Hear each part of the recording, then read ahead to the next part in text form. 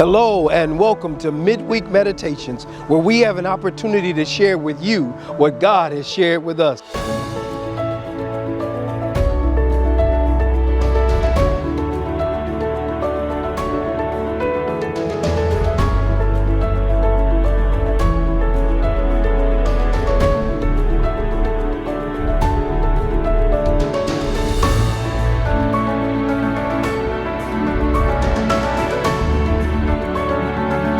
Take that.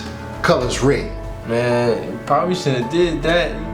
He'll get you back. Watch. Man, this is a man's game. If you're not ready to play, you don't need to be at the table. True, but you look mad already. Man, you're right. You okay? What's wrong? Man, I just feel guilty on what happened last week.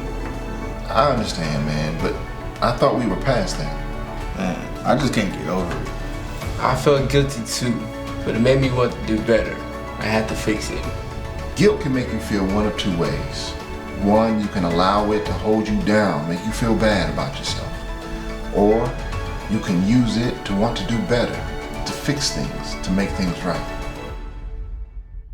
We're in this series entitled Traveling Light, and I'm telling you, I'm excited about it. And I don't know if you've been where the Greens have been, where you've been talking about issues that you have dealt with or maybe failed to deal with, areas of guilt. Oh my goodness, that's what we just talked about. We were looking at Zechariah, the 3rd chapter, verses 1 through 5. We were looking at Joshua, the high priest. We were looking at the angel of the Lord, which is the Lord, and we were looking at Satan.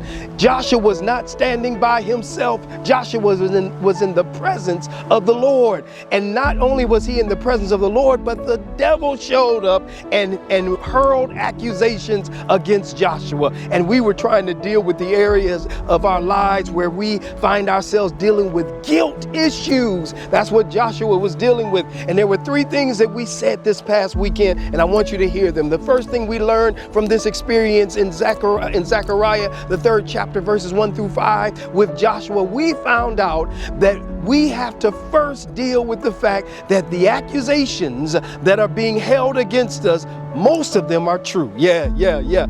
You and I are guilty of some sinful practices. You have to come to terms with that. But I got another thing that I learned from this experience. My second point, the second thing I learned is that just like the enemy has some things to say about us, you've got to learn, what does God say about you? God says you're his child. God says, I'll love you with an everlasting love. God says, I'm never going to leave you nor forsake you. As a matter of fact, God stood up for Joshua and told the devil, is this not a brand plucked from the fire? I'm not trying to take him out. I'm trying to save him. And then the third thing we learn, oh, I love this part. God is willing to give us some different things to carry. God is willing to say that you are my child. I love you with an everlasting love. I'm not going to stop loving you. And so here's what he challenges us to do. Let's take away the baggage of guilt and turn it over to the baggage of hope and renewal. That's what God does for us. He renews us, he strengthens us, and he gives us precious promises that one day soon and very soon, he's coming to get us. Oh, I want to be ready when he comes. You know what? That's what this whole series is all about. It's all about being ready when the Lord comes back to get his children. That's why we're talking about packing light, so that you and I can be ready when Jesus comes back to receive us. And so I want to challenge you right now. Why don't you join us this weekend as we go for part 3 of packing light, being ready to see Jesus when he comes. Until we meet again, I pray the Lord will bless and keep you and cause his face to shine upon you and grant you his peace.